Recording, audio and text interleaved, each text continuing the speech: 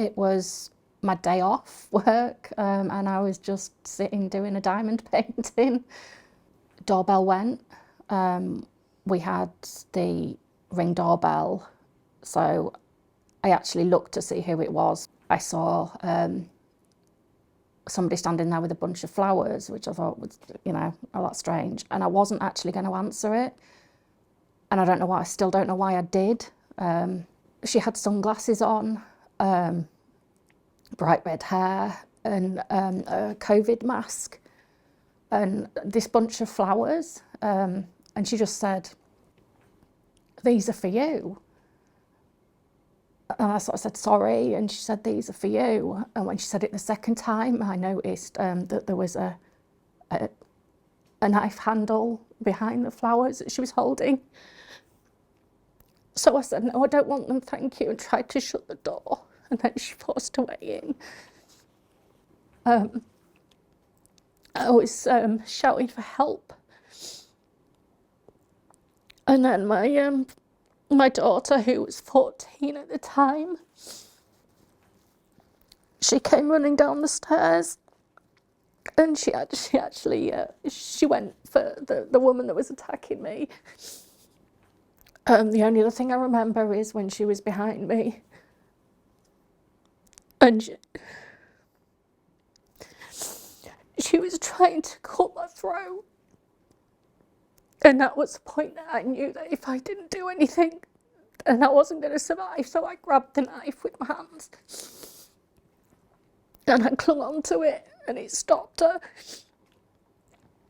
And then I just remember being on the floor, and somebody, I don't know who he was, I think he was, I don't know if he was a neighbour or if he was just somebody that was passing by, but somebody just, she'd left. I don't remember her leaving, but she'd left, and this guy just came and sort of said, "Are you okay? Do you need some help?" And that's when everyone started sort of appearing to help.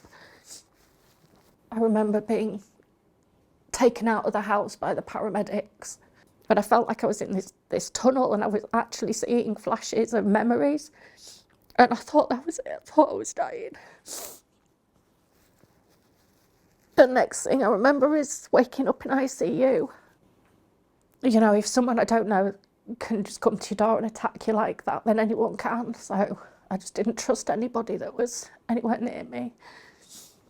She'd perforated my bowel, so I had to have an emergency ileostomy and have a stoma put in, which I've still got now. I was there for a month before I discharged myself.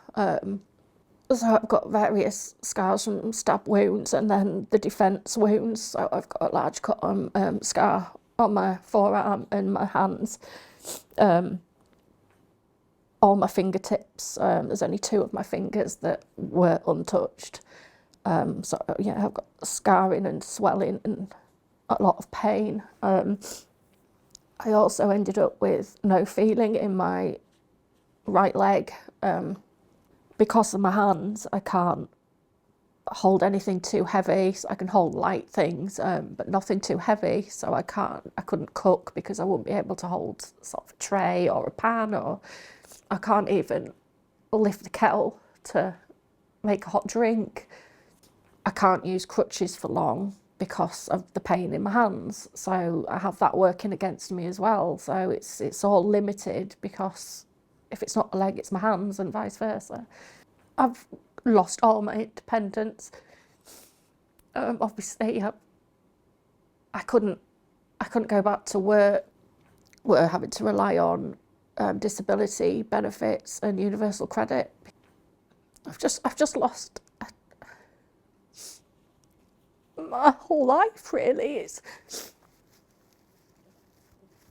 I feel like I'm just a shell of what I was. I was starting to sort of build my confidence in myself with working and just being a mum and just everything, and now I have to have help with everything I do. I had to fight just to get some psychology help, and I've only just started those sessions. I still haven't processed what happened. I daren't open the box because I'm already broken. I don't sleep. When I do sleep, I get horrendous nightmares. I have flashbacks during the day. It's not good. My daughter, I mean, I can't even imagine what went through her mind. And she still put herself in that position to try and help me when she saw what was going on.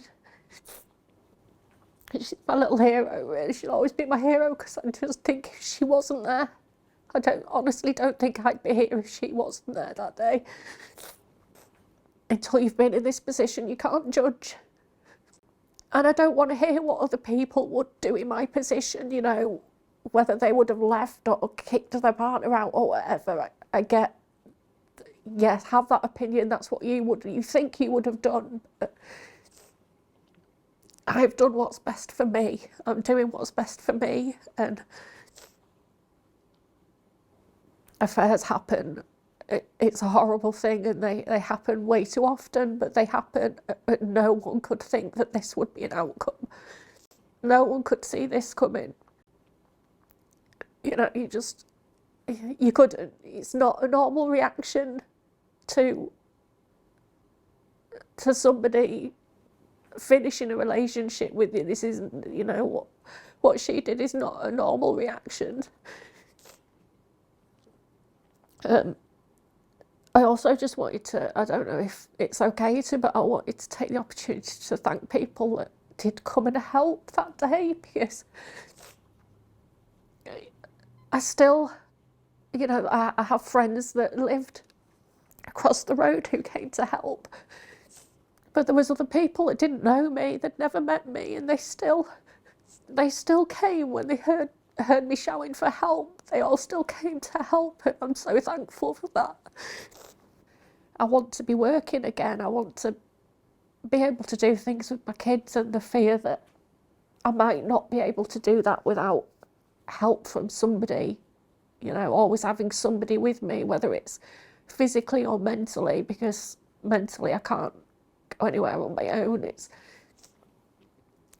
So it's the fear of not being able to rebuild my life, I think.